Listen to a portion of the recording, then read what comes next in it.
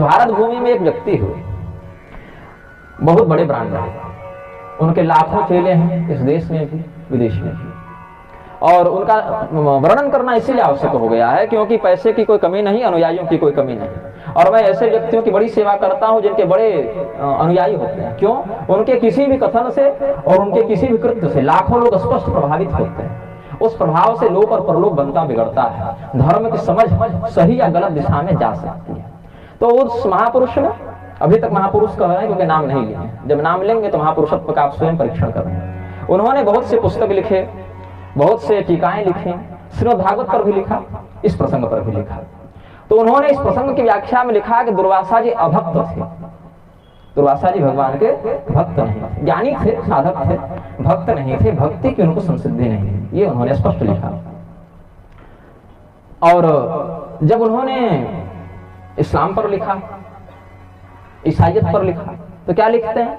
ईसा मसीह और भगवान कृष्ण एक है, Christ is Krishna, Krishna is Christ, ये उन्होंने लिखा। दोनों में कोई भेद नहीं है, ईसा मसीह भगवान कृष्ण है, कृष्ण भगवान ईसा मसीह। जब इस्लाम पर लिखा, उन्होंने कहा कि पैगंबर और उनके द्वारा प्रवर्तित जो इस्लाम है वो वैष्णव भक्ति योग का उत्कृष्ट माध्यम, ये उन्होंने अपना अनुभव लिखा। ये रिकॉर्डेड डॉक्यूमेंटेशन में है। लेकिन जब श्रीमद् भागवत की उन्होंने व्याख्या किया तो इसमें उन्होंने लिखा कि दुर्वासा जी अभक्त थे, वो भक्त नहीं थे। अत्रि मुनि जिनके पुत्र हैं दत्तात्रेय, जिनके पुत्र हैं दुर्वासा, जिनकी सती अनुसुईया पत्नी ने त्रिदेवों को बालक बना दिया, वो अत्रि मुनि भक्त नहीं थे, ये उन्होंने लिखा। जानते हैं ऐसे महापुरुष का नाम क्या है? इस्कॉन के संस्थापक अभय चरणारविंद प्रभुपाद। और आज इनके कितने अनुयायी हैं? हरे कृष्ण महामंत्र का जितना व्यापारीकरण इन्होंने किया उतना किसी ने नहीं किया। चैतन्य महाप्रभु के ब्रांड का जितना व्यापारीकरण किया। तो जो व्यक्ति दुर्वासा जी को अभक्त मानते हैं लेकिन ईसा मसीह को कृष्ण भगवान से बिल्कुल अनन्य मानते हैं, आज हिंदू इस रहस्य को, पीछे की बात को न जानने के कारण यह गर्व का अनुभव करता है कि इस्कॉन के कारण विदेशों में हिंदू धर्म का झंडा गड़ रहा है। अंदर से खोखला हो रहे हैं, बाहर से पेंटिंग करे जा रहे हैं, ये अंदर की बात है। लेकिन अगर हम भगवान और भक्त, प्रभुपाद स्वयं को भक्त मानते हैं, इस्कॉन के संस्थापक स्वयं को बहुत भक्त मानते हैं, उनके अनुयायी उनसे बड़ा भक्त तो किसी को मानते ही नहीं, क्योंकि दुर्वासा जी को भक्त नहीं माने। तो कोई बात नहीं, दुर्वासा जी को भगवान शिव ने भक्त माना है। कृष्ण भगवान के चरित्र को बहुत अच्छे से ब्रह्म वैवर्त पुराण में बताया गया है। ब्रह्म वैवर्त पुराण को ये लोग भी प्रमाण मानते हैं कृष्ण विशिष्टता के कारण। और वहां पर 28 परम कृष्ण भक्तों की बात है, जिसमें एक भक्त के रूप में भगवान शिव ने दुर्वासा जी का भी नाम लिया है। लेकिन हिंदू क्या है? चकाचौंध के पीछे भागने वाला व्यक्ति। और ये मैं इसीलिए कह रहा हूं, ये प्रसंग कहने की इच्छा थी नहीं, लेकिन कहने की व्यवस्था क्यों हो गई।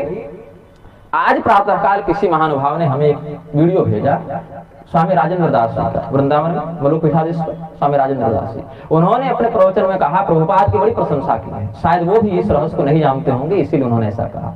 मुझे विश्वास है कि अगर वो इस बात को जानेंगे, इन ग्रंथों को पढ़ेंगे, तो उनकी धारणा भी बदलेगी। संत चित्त व्यक्ति हैं तो कहीं भी जाकर मस्तक झुकाते हैं, चाहे वो अली मौला करने वाले मुरारी बापू, वहां भी प्रणाम करते हैं जाकर। और मैंने प्रश्न करवाया था परोक्षता, तो उन्होंने उत्तर दिया कि महाराज हम तो वैष्णव हैं, भगवान विष्णु के भक्त हैं, तो भगवान विष्णु के भक्तों के लिए अनुशासन है कि प्रणवित दंडवत भूमो, भगवान तो सर्वत्र हैं, सबको प्रणाम करो, चाहे कुत्ता हो, गधा हो, चांडाल हो, सबको प्रणाम करो। लेकिन हमने कभी कुत्ते, गधे, चांडाल को तो उन्हें प्रणाम करते देखा नहीं है, केवल प्रतिष्ठित जनों को ही प्रणाम करते देखा है।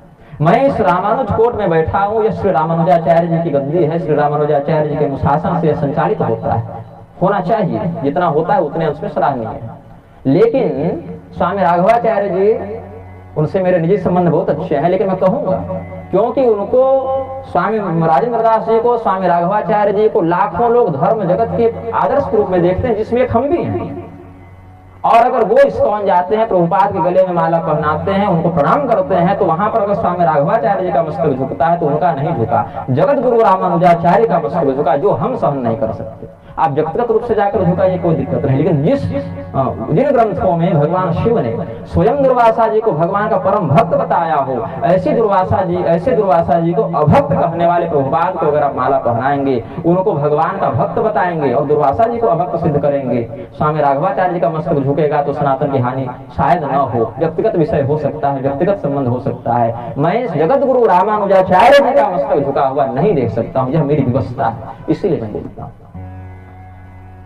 लेकिन बाजारवाद इतना दृढ़ हो गया है। कृपालु जी महाराज बहुत बड़े ब्रांड, लोग उनको एक प्रकार से भगवान का सीधे अवतार ही घोषित कर दिए हैं। लेकिन ये बात बहुत कम लोग जानते हैं, उन्होंने भी टोपी पहनकर अली मौला किया है, क्रिसमस मनाया है, सेंटा क्लॉज का कपड़ा पहनकर चॉकलेट बांटा। ऐसे तो जगत गुरु बनते रहेंगे तो संसार कहाँ जाएगा। जिस लक्ष्य धर्म की चर्चा भी करना सभ्य जन उचित नहीं समझते, ऐसे लोग जगत गुरु बने घूम रहे हैं। लेकिन जो वास्तव में जगत गुरु है, ऐसे भगवान, ये भगवान पीछे हो गए। गुरु जी का फोटो इतना बड़ा है, दुकान में लगा है, घर में लगा है, ठाकुर जी इतने बड़े हैं। हालांकि देवता की प्रतिमा छोटी होनी चाहिए, लेकिन कहने का भाव है कि हृदय में भी ठाकुर जी इतने ही बड़े रह गए। और अभी एक पीढ़ी में ठाकुर जी हैं, अगली पीढ़ी में वो भी चले जाए, गुरु जी प्रधान हो जाए। गुरु जी ने अपने तीनों लड़कियों, चारों लड़कियों को या बच्चों को प्रवृत्ति मार्ग की ओर भेजा, लेकिन बाकियों कहा कि नहीं, संसार में मत फंसे रहना। अपने विवाह किए, लेकिन चेनो तुम विवाह मत करो। ऐसा नहीं होना चाहिए। आश्रमाद आश्रमम गच्छेत। कलयुग में सबसे बड़ा दोष है संन्यास लेना। अन्य युगों में उतने सन्यासी नहीं थे जितने कलयुग में हो गए हैं। कुंभ चले जाइए, कहीं चले जाइए, 20-20 लाख सन्यासी। अन्य युगों में इतना वैराग्य नहीं देखने को मिलता था, इतनी तपस्या नहीं थी। कलयुग में जो पैदा हो रहा है जगत गुरु, जो पैदा हो रहा है सन्यासी, ऐसा स्वीकार्य नहीं होगा। धन बल से, जन बल से, बुद्धि चातुर्य बल से धर्म की परिभाषा नहीं होती है। धर्म की परिभाषा वेद सम्मत मर्यादा, वेद सम्मत श्रुति पुराण आदि के अनुशासन से होती है। और जब आप बाजारवाद का समर्थन करते हैं तो क्या दुष्परिणाम होता है। कल कोई महानुभाव थे ना, उन्होंने संविधान और धर्म की चर्चा की। आप बताइए, सनातन धर्म के जितने बड़े जगत गुरु घूम रहे हैं, और जिनका मैं नाम लेकर कहूंगा, नाम लेकर इसीलिए कहूंगा क्योंकि लोग नाम नहीं लेते हैं। इससे क्या होता है, तुम हमारा समर्थन करते रहना, हम तुम्हारा करते रहना। ऐसा नहीं होना चाहिए। स्वामी प्रेमानंद जी वृंदावन के बड़े ख्यात संत हैं। उनसे जब पूछा गया आप संविधान शासित देश में और धर्म में किसको चुनेंगे, उन्होंने कहा मैं देश को चुनूंगा। क्यों? इस देश में रहकर हम भगवान का भजन करते हैं। बहुत अच्छी बात है। लेकिन अगर आप धर्म को चुनेंगे तो क्या देश सुरक्षित नहीं रहेगा? धर्मम तो साक्षात भगवत प्रणीतम। यह भागवत का वचन है कि धर्म भगवान बनाते हैं, धर्म भगवान बचाते हैं। आप एक देश भूमिखंड के टुकड़े में पड़े हैं, भगवान तो अनंत कोटि ब्रह्मांड के नियामक हैं। उनको पकड़ने से क्या देश नहीं मिलेगा?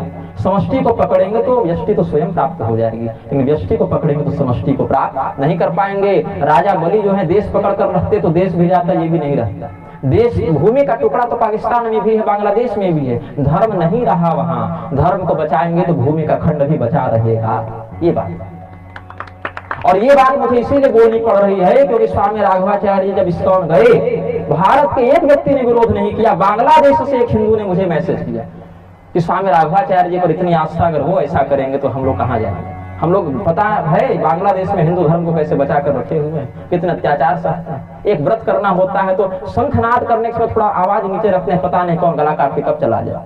कथा नहीं सुन सकते भगवान की। ये बात, भगवान शिव की इतनी निंदा की गई, भगवती दुर्गा की इतनी निंदा की गई। इसी श्रीमद् भागवत में दक्ष प्रजापति को भगवान नारायण ने उपदेश दिया है कि जो हम हैं वही भगवान शिव हैं, जो भगवान शिव हैं वही हम हैं। लेकिन नहीं, भगवान शिव की पूजा करने वाले नरक जाएंगे, तामसी होता है, ऐसा उपदेश कौन करता है? और हम प्रसन्न क्यों हैं? अरे विदेश वाले भी हरे राम तो कर रहे हैं। ये प्रसन्नता का विषय नहीं, ये समझने का विषय है कि धर्म का आवरण लगाकर क्या परोसा जा रहा है।